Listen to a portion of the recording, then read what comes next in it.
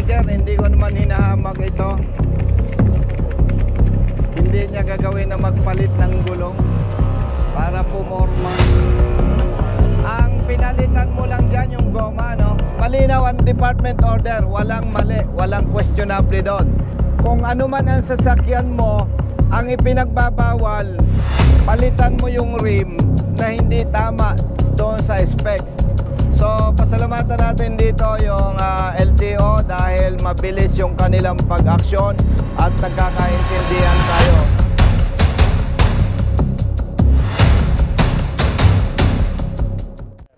Kinasuhan siya ng Anti-Distracted Driving Act dahil ang misis niya gumagamit ng cellphone. Nagmulta ka na? Multa na ako kasi hindi. Magkano namulta mo? 5,000. Hindi ka makarason sir kasi ayaw niya mag-respond ba? Ayaw siya. Basta sulat lang siya sulat. Pero ang nakalagay sa TOP mo ay?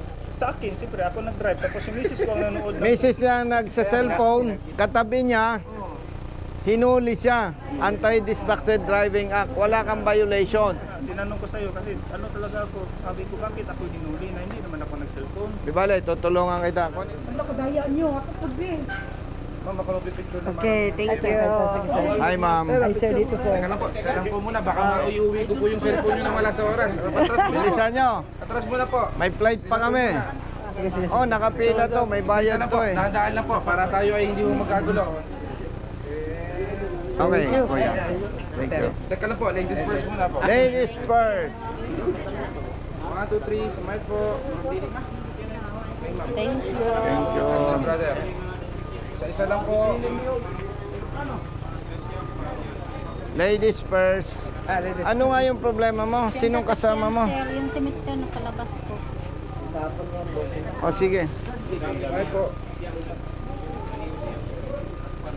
Yan po ba ay Xerox? Opo, sir. Ibigay nyo kay Brother Jerry at mag-usap kami sa office. Tatawagan ka namin, ma'am. Ibigay mo. 1, 2, 3, smile po. Ma'am, hindi natin ma-shortcut yan. Opo, sir. Humingi ako ng kopya sa'yo, may contact number ka. Opo. Evaluate namin, tatawag kami sa'yo. Okay? Salamat po. Thank you po. Kuya, Sige, sir. hindi ka na. Sige, sir. Oh, picture lang muna ha. Dadami cellphone ko niyan. 1, 2, 3, smile po. Okay po. Okay, thank you kuya. Thank you. Post na agad. Picture muna ha, picture muna. Picture lang muna, mamaya yung pag-usapan natin. Smile po. Okay po. Okay, brother. Okay ka ba? Picture ka ba o ano? Ano ba ang kailangan mo? Mamaya yung sa huli, mamaya yung sa huli. Sino pa? Sige po, tatay. Kung aming kuan ba ang pwede ba din madawat sa pa-transfer lang sir kay dili daw original ang papilis nga kuan sir. Kini mo gingon nila. Na kini sir, di ka man nag-grumbron gud sir, gipasa lang dayon. Ipa-assist lang sa asawa ba? Nasaan kuya ang original copy? Sa Romblon sir. Romblon, taga saan ka? Galan po, sir. Romblon. Oh, Romblon. Tagyaan. Yung original copy. Oh, kay taga Romblon man sila sir. Dahil Okay, ipasa lang sa asawa yes, sa cellphone. ang kino-question sa'yo yung original, kailangan. Opo. Hindi mo talaga ito may transfer. Ang gawin mo na lang, brother, humingi ka ng Xerox copy. Tapos kuya, maggawa ka ng salaysay. Sumulat ka sa office ko para ma-evaluate. Kami ang makikipag-ugnayan sa Romblon paano ma-resolve yung problema mo. Hindi mo ma-transfer talaga to. Pero rehistrado. Oh, restrado. O sige. Brother, Courier service po. hindi, kaya nga, aalalayan natin. Minsan kasi brother, pag kunwari siya nagbenta, hindi na siya nagko-cooperate. Nakaya ng asawa, sir, na diyan na. Nandyan? Oo, asawa. Yung asawa. ang asawa niya. Nandito? Mrs. Annie. Naintindihan ko kasi nakita ko yung document. Di ba? Oo, ang kailan original. Ang original lang ipakita nila. Gawa ng abogado sir sa dito, ito asawa niya nagkuan, nagpirma, nag-assist. May hinahabol kaming oras. Magbigay kayo ng kopya kay brother. Magkuha na kayo ng contact number. evaluate namin. Gawa ka ng simpleng sulat lang para may basehan ako. Tutulungan ka namin. Brother, pasuyo nga. Thank you. Brother. Hindi po, parang... Ay, ano yan? Ganito, brother. Tama ang huli sa iyo eh.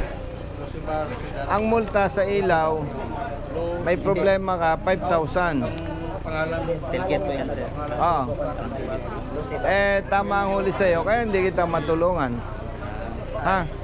Pasensya na. Sige ba, salamat. Pag mali ang ulit, tinutulungan natin. Ha? Okay, pasensya ka na. Brother, paalala ha. Lampas na ng 3 days ang ticket mo. Sabado kasi ito, sir. Oo. Pero lampas na ng Bernice. Biyernes, Sabado, Linggo, Lunes, hanggang bukas na lang. Pag nahuli ka, expired ang ticket mo, lampas 3 days, yung araw na may pasok, suspended ka 1 year. Kaya gawan mo ng paraan na mabayaran yung multa mo, 5,000. Kung wala ka pang pera, huwag kang magmaneho. Lalaki ang problema mo. Ha? Bilisan nyo at may hinahabol tayong oras. Thank you. Sir.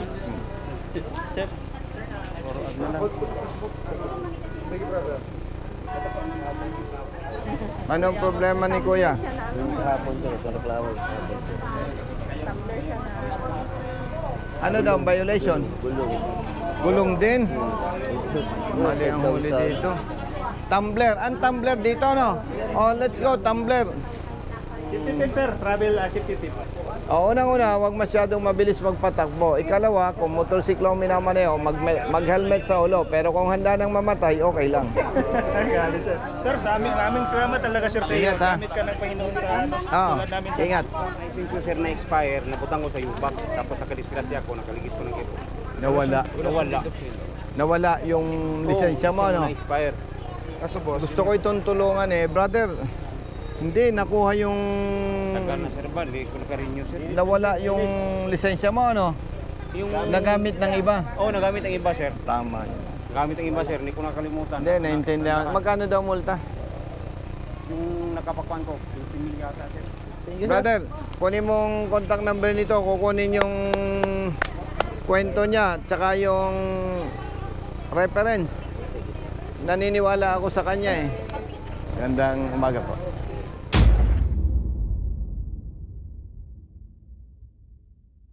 Corner Kagawad. Kuya, magandang tanghali po. O, sige. Remembrance Ay, namin. remembrance pa.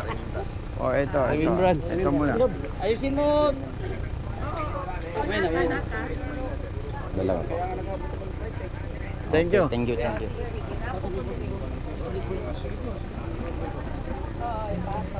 Dati ko mangkin. Dati cellphone number mo. Kaya Ay, ganun. Oo. Ikagalan ko. Thank you, brother. Oh, brother. Yung ano, baka pulling card. May sticker kami, yung office namin, 24 oras. Oh, Yes. Ano yung... Ano kasi sir ba, yung ano kasi dito sa Jinsan, kailangan i-franchise niya yung mga tricycle. Yung motor ko Ripo, naka-name pa sa first owner. Bayad na, hindi pa. Hindi pa fully paid. Repossession, di ba? Oo, kailangan ano. Brother, kailangan bumalik tayo dito eh. Yung mga problema nila kailangan face to face. Yung mga Kahit mga 2 days lang tayo boss. Brother, ang concern mo yung sa prangkisa, no? Kaparehan niya rin eh.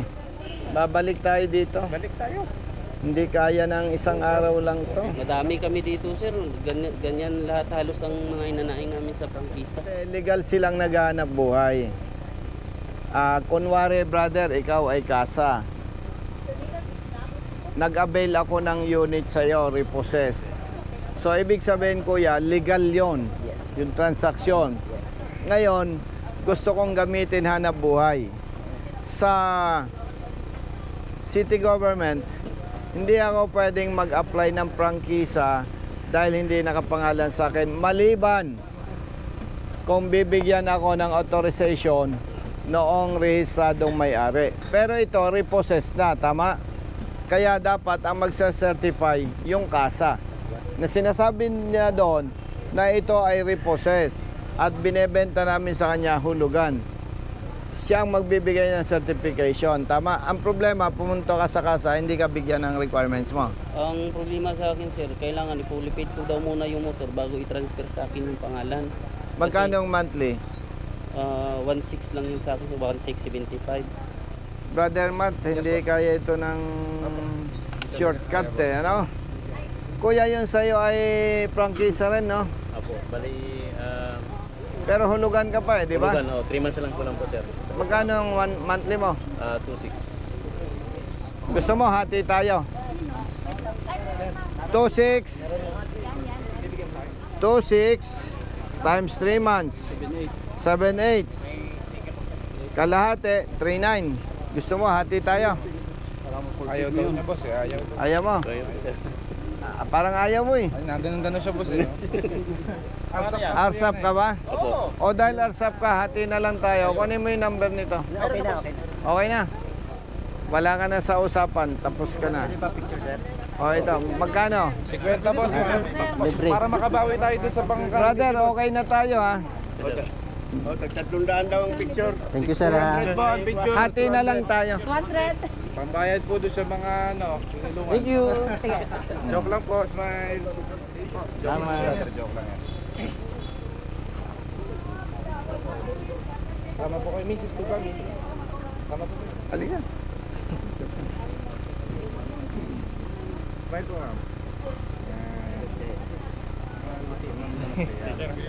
O pagka nabayaran na natin yung multa mo, naintindihan kita doon sa problema mo eh.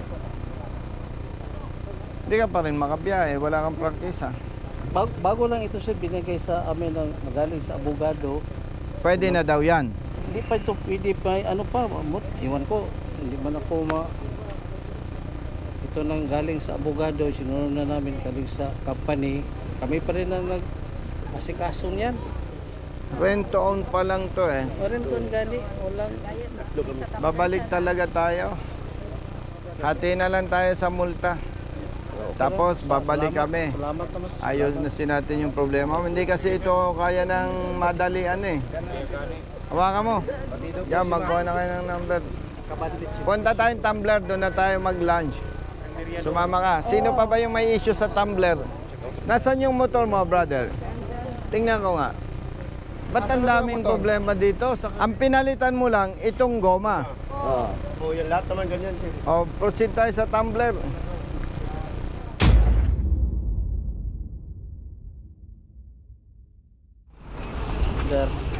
Brother. Baliktad.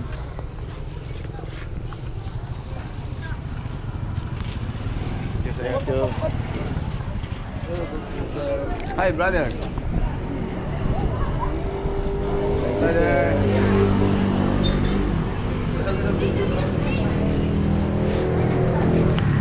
Thank you. Brother, anong ginagawa mo? Baligtad. Hello, ma'am. Thank you, sir. Thank you. Picture from me kay Kum. Tiger. Yeah. Ay, Tiger.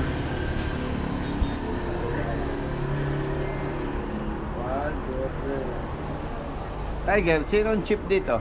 Ako, Tiger. Naku, tapos na to. Sige. Uwi na tayo. Paki-check mo nga kung nandito yung TOP niya, yung original. Baka in-endorse dito. Paano ko nga ito, TOP? Public service, walang personal na usapan, naka-video tayo. Tiger, galing kami doon sa Jensen District Office. Tiger, kumusta? Okay lang. May ina-assist lang kami, Tiger. Nalaman ko, Tiger, doon sa kabilang office, yung palang enforcers nila, galing ng regional office. Kayo ganun din? Yes po, ganun. Tama. Pero dahil in-endorse sa inyo ang contest, saan gagawin? Sa inyo may authority kayo as long as ma-prove na may mali? Opo. Yes. Kaya pumunta ako dito, Tiger. Naaawa ako doon sa tricycle driver. Absconded or are you fun? Motorcycle rider. Ang yung problema ay 70-80 din. Iba ito. Yes. Pero nandito rin. Yes. Hmm. Andito rin mo. Kapareho nito, Tiger, Nababasa mo, Tiger? 70-80-17. 80-80-17. Tiger, yung pagkahuli doon sa kabila, sa Jensen, kapareho nito. Isang grupo ang nanghuli. Meron, Tiger, department order. Ang subject, harmonization of motor vehicle classification of LTO and LTFRB. Tiger, sa section 5, guidelines and requirements, reclassification and or registration of modified motor vehicles, nakalagay, Tiger, sa paragraph 5.2, the modification involving safety and environment shall not be allowed, such as 5.2.6, change of rim size. Ibig sabihin, Tiger, pag inintindi mo ito, yung rim, as long as hindi ka nagbago, yung goma, binago mo, wala kang violation. Rim ang ipinagbabawal eh. Oo. Ang kino-question ng mga enforcers kasi, bakit 70-80 or 80-90? Hindi yon ang pinag-uusapan dyan, Tiger. Yung rim size. And yung nire-request ko, ito, isa ito eh. Nasaan yung rider nito? Patawag. And with respect sa inyo, siyempre, hindi kayo ang nanghuli. Ang nanghuli, enforcers ng regional. So, with respect sa inyo, I suggest, sabihan ko dito sa concerned party, maggawa ng statement para maimbestigahan ninyo base sa department order. Kung ako ang tatanungin, absolto ito, Tiger. Pero siyempre, may due process. Di ba? Yes po. Ikaw ito. Yes, sir. Ano pangalan mo? Juan Herman Serrano, kapatid ko. Asan? Ikaw si Herman Serrano. Ang rim ng motorsiklo mo, 17. Yes, sir. Stock po lang. Stock. Ang kino-question dyan, yung goma, ano? Tama ba? Oo. Kaya, may proseso dito. Gusto ko ipalam sa inyo, ang enforcers hindi dito sa distrito na to. Sa regional office. Na-endorse lang yung ticket. Kaya, ang gagawin ninyo, kapatid, gawa kayo ng simpleng kwento, statement, naghahanap buhay ka. Review mo, sir? Estudyante, nandyan yung motorsiklo mo? Yes, sir. Mas maganda may pakita natin. Ang pwede lang depensa ng enforcer, may pakita siyang picture. At makikita doon na yung rim, hindi tugma. Kaya lang nakasulat doon eh. Yung rim eh, kaya hindi pa rin eh. Hindi pa rin. 17 pa rin yung nakalagay. Ibig sabihin, stock pa rin yung rim. Yes, yes. May isang client din namin na yun yung imbestigahan natin, yung modified. Tapos ano natin na i-release natin. Pasok naman siya sa so i-cancel natin, di ba? Anong tinutukoy na modified? Gulong din? Gulong din. Issuance din ng enforcer, so na-found out namin. Na-found out namin, mali. Na-dismiss ko. Kinancel nyo, dismiss ang kon. Last din po yung nangyari. Kasi Tiger, ang nakakaawa dito, kung maliit ka na manggagawa, Yes. nahuli ka, 5,000 multa, mabigat yun. Yes, 2 sakong bigas. Yes. O, 2 sako talaga. Ito, estudyante. Yung nahuli sa kabila, estudyante rin. Ipakita natin yung motorsiklo mo. Okay?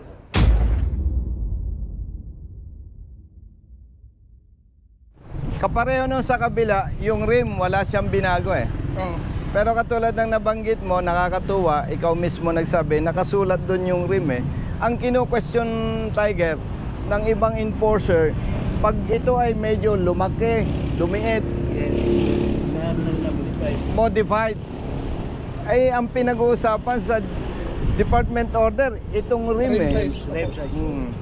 May isa pa dyan, Tiger, yung sa tricycle driver. Nasaan yung sa tricycle? Ay, meron din ang tricycle. Nasaan? Tiger, hindi ko naman hinahamak ito. Hindi niya gagawin na magpalit ng gulong para pumorma. Ang pinalitan mo lang dyan yung goma, no? Ito yung last week na i-drop ko ng violate niya. Kanino yan? Ito na yan? Hindi, iba daw ito. diesel po na modified tire din. Dismiss na rin? Oh, dismiss to. So, ibig sabihin pala, Tiger, hindi lang ito yung may problema. Itong itinudulog natin sa kanila, hindi sila ang nanghuli. Kapareho doon sa Jensen, ang nanghuli, enforcers ng regional office. May mga nauna na silang na-dismiss ang huli. Kapareho nito. Malinaw ang department order, walang mali, walang questionable doon. Kung ano man ang sasakyan mo, ang ipinagbabawal, palitan mo yung rim na hindi tama doon sa specs. Katulad ng Suzuki Raider. Ang sinasabi doon, ang rim dapat 17. Yung diameter niya. So pag yun ang ginamit mo, nagpalit ka ng gulong, ng goma, hindi pinag-uusapan yon. Ang maganda naman doon sa ticket na ginawa ng enforcer, nakalagay doon, Tiger, yung rim. Kaya kahit hindi mo natingnan yung gulong, doon pa lang makakapag-desisyon na sila para ma-dismiss ang huli. So pasalamatan natin dito yung LTO dahil mabilis yung kanilang pag-aksyon at nagkakaintindihan tayo. Dahil may hinahabol kaming oras sa airport, kapatid, ikaw ay pagtitiwala ko sa dalawa kong kasamahan sa Big Bikers. Kayo na bala. Okay, salamat po. Yes po, Tiger. Kapatid na Muslim. Salamat. So, kayo nang bahala dito sa ating kapatid. Kuya. Si Tiger nang bahala sa'yo, ha? Okay, pati yung sa'yo. Oh. Kami nang bahala sa inyo. Oh. Kami nang bahala dyan. Oh, mariresolve ko yan. Okay? Oh, sige. Okay na po. Tiger, Thank you. Tiger, sir. May hinahabol akong flight. Kaya ko eh. Kasi, salamat po. Picture. Sige po. Thank you po. Tatay. Uwi na. Oh, ito na. Ito na tayo.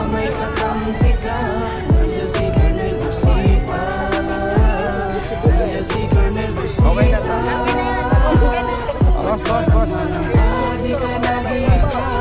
Bilisan nyo. Kapatid na Muslim.